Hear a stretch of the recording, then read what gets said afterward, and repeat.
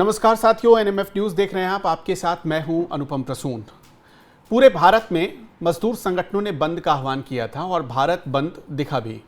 पटना में भी हो रहा था, बिहार के अलग अलग इलाकों में हो रहा था और पटना में राहुल गांधी पहुंचे थे। अब चुनाव है तो राहुल गांधी का पटना पहुंचना लाजमी भी था। वो पटना पहुंचे, पटना में उन्होंने ज़बरदस्त भाषण दिया। लेकिन इसी बीच राहुल गांधी के जो बहुत राहुल गांधी का नाम लेते हैं, पप्पू यादव, जो कांग्रेस करते रहते हैं, उन पप्पू यादव के साथ कुछ ऐसा हो गया कि कई लोगों के बीच, सैकड़ों हजारों लोगों के बीच उनकी भारी फजीहत हो गई। अब क्या हुआ ये हम आपको पूरी तस्वीर में दिखाते हैं, उसके बाद आगे की कहानी बताएंगे। बहुत दिलचस्प है, आगे की कहानी सुनिएगा कि कैसे चुनाव आयोग के अधिकारियों से समय लेकर चुनाव आयोग के अधिकारी गेट पर खड़े होकर इंतजार करते रहे कि राहुल और तेजस्वी आएंगे, क्योंकि उन्होंने वक्त ले रखा था। लेकिन अचानक उनको फोन आया कि राहुल जी तो दिल्ली चले गए और तेजस्वी यादव जी अपने घर चले गए। ये अचानक ही उन्हें फोन कॉल आया और पूरे दिन उनका इंतजार होता रहा। ये बड़ा दिलचस्प है, आगे आपको पूरा किस्सा सुनाएंगे। उससे पहले आपको ये तस्वीर दिखाते हैं। एक तस्वीर देखिए, पूर्णिया से सांसद है पप्पू यादव, उनकी ये तस्वीर है। जरा फुल स्क्रीन ये तस्वीर दिखाइए। राहुल गांधी पटना पहुंचे थे, जैसा हमने आपको पहले ही बताया। राहुल गांधी पटना पहुंचे, भाषण उन्होंने दिया और भारत बंद में वो जो मजदूर संगठन उतरे थे और खासतौर पर जिन पार्टी राजनीतिक दलों ने समर्थन किया था उनका साथ देने पहुंचे थे। ये तस्वीर पप्पू यादव का है। राहुल के सुरक्षा कर्मियों ने उन्हें धकिया कर नीचे कर दिया है, धक्का देकर उन्हें चढ़ने तक नहीं दिया गया राहुल गांधी के मंच पर। अब सोच कर देखिए कि पप्पू यादव की जो पत्नी है रंजीता रंजन, वो खुद कांग्रेस में है। पप्पू यादव ने पिछली बार अपनी पार्टी का विलय कर लिया था कांग्रेस में। इसके बावजूद उन्हें पूर्णिया से टिकट नहीं मिला। बीमा भारती को वहां से आरजेडी ने अपना उम्मीदवार बनाया था। अब ये फजीहत कम थी कि एक और फजीहत कराने पप्पू यादव पहुंच गए। पप्पू यादव पहुंचे थे कि राहुल गांधी के साथ वो खड़े होंगे तो उनका कद बढ़ेगा। उनको ऐसा लगा था कि उनका कद बढ़ेगा। सामने देखिए, राहुल गांधी कांग्रेस के नेताओं को ऊपर बुला लेते हैं। दिलचस्प तो यही है देखना कि महागठबंधन में कांग्रेस भी है, आरजेडी भी है और वाम दल भी हैं, जिनके झंडे आपको दिख भी रहे होंगे वहां पर। इन तीनों पार्टियों के होने के बावजूद जो कांग्रेस के नेता हैं वो तो बड़ी आसानी से चढ़ जाते हैं। अब देखिए, तेजस्वी यादव के जो सलाहकार हैं वो भी ऊपर चढ़ गए, लेकिन पप्पू यादव जब चढ़ने की कोशिश कर रहे थे तब उनको रोक दिया गया और धक्का देकर देखिए, एक तो ऐसा सुरक्षाकर्मी था जिसने धक्का देकर उन्हें नीचे कहा कि आप नीचे जाओ, आप नीचे ही रहो। और पप्पू यादव के समर्थक इस पूरे प्रदर्शन में लाठी खाते रहे। पप्पू यादव के समर्थकों ने सड़क जाम किया।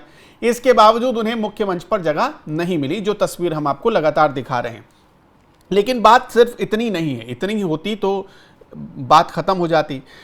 चुनाव से ठीक 4 महीने पहले 15 दिनों से जो मतदाता सूची में संशोधन का काम चल रहा है, जिसे कह रहे हैं कि स्पेशल इंटेंसिव रिवीजन किया जा रहा है, SIR सर नाम दिया गया है उसे, उसको लेकर जितने भी विपक्षी दल हैं उनका विरोध प्रदर्शन आज इसी के साथ अटैच हो गया था। मजदूर संगठनों के बहाने अटैच हो गया था और उसका असर पड़ा कहां कहां, तो परिवहन व्यवस्था पर, बाजारों को बंद कराया गया। बिहार के मुख्य निर्वाचन पदाधिकारी सीओ के दफ्तर के गेट पर चुनाव आयोग के ऑफिसर महागठबंधन के प्रतिनिधिमंडल का इंतजार करते रहे, लेकिन बाद में पता चला कि राहुल गांधी के भाषण के बाद मार्च खत्म हो गया। अब मार्च भी उतनी ही देर का था जितनी देर राहुल गांधी पटना में थे। राहुल गांधी जैसे गए मार्च खत्म हो गया। अब सोच कर देखिए, तेजस्वी यादव की राजनीति, पूरी राजनीति शिफ्ट हो गई। बनना मुख्यमंत्री है बिहार का, लेकिन पूरी राजनीति राहुल के इर्द गिर्द शिफ्ट कर दी है। पटना में प्रदर्शन चल रहा था, पटना में मार्च चल रहा था और आरजेडी के कार्यकर्ताओं ने उतनी देर ही मार्च की। मार्च में शामिल हुए आरजेडी के कार्यकर्ता जितनी देर राहुल गांधी वहां मौजूद थे और भाषण दे रहे थे। बिहार बंद में शामिल होने के लिए कांग्रेस नेता राहुल गांधी, सीपीआई के नेता डी राजा, कई लीडर पहुंचे थे।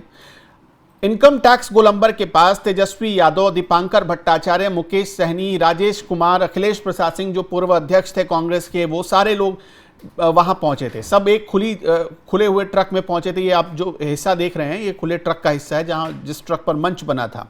नेताओं को इसी मंच से संबोधित किया जाना था और चुनाव आयोग फिर जाना था, जहां ये लोग मिलते चुनाव आयोग से और अपनी बात रखते। लेकिन अचानक यही पता चलता है कि चुनाव आयोग के बाहर जो अधिकारी हैं वो इंतजार करते रहे और राहुल गांधी, तेजस्वी यादव, पप्पू यादव सब लोग लौट गए। तो अब बिहार की जनता को ये सोचना पड़ेगा कि इनको किस चीज़ की ज़्यादा चिंता है, किस चीज़ की ज़्यादा फिक्र है इनको। दूसरी में कि पप्पू यादव तो अब कहीं के नहीं रहे। पप्पू यादव ने अपनी पार्टी से भी हाथ धो दिया और जो सम्मान उन्हें मिलना चाहिए था वो सम्मान लोकसभा में भी नहीं मिला और अब भी नहीं मिल रहा है, जबकि वो घूम घूम कर पूरे बिहार में उसी एजेंडे को फैलाते हैं, चलाते हैं जो कांग्रेस का अपना एजेंडा है। उसी कांग्रेस के नीतियों पर ही वो बात करते हैं, कांग्रेस की नीतियों पर ही वो आगे अपनी राजनीति बढ़ा रहे हैं। इसके बावजूद सोच कर देखिए कि हजारों कार्यकर्ताओं के बीच किस तरह से पप्पू यादव को धकियाकर नीचे कर दिया गया। ये उनकी सबसे बड़ी और मतलब सबसे शर्मनाक तौहीन है।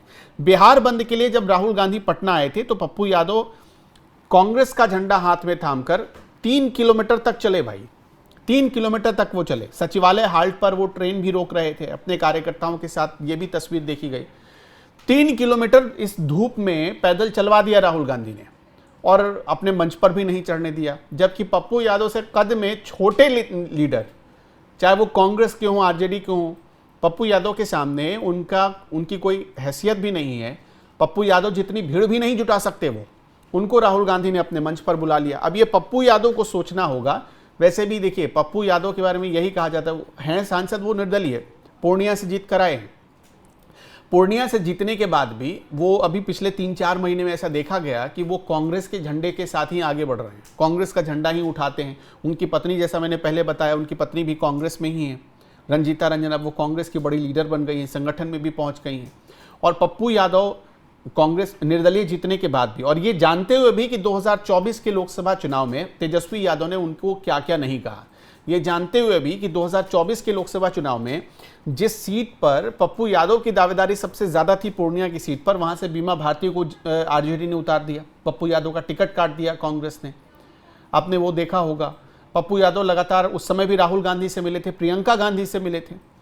इसके बाद भी पप्पू यादव का टिकट कट गया और पूर्णिया की सीट चली गई थी आरजेडी के खाते में।